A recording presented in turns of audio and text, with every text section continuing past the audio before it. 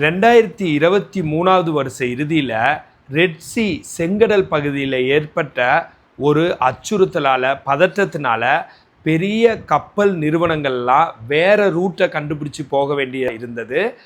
Gap of good hope அந்த வழியாக எல்லா கப்பல்களும் சென்றது. இதனால் ஆயிரக்கணக்கான கிலோமீட்டர் அதிகமாக சுற்றி வர வேண்டியதாக இருந்தது. இதனால் அவங்களுக்கு நிறையா எரிபொருள் செலவாச்சு.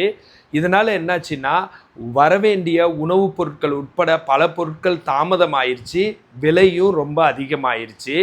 ஸோ கடல் வழியில் இருக்கிற மாற்றம் உலக பொருளாதாரத்தையும் அரசியலையும் மாற்றக்கூடிய சக்தியாக இருக்குது.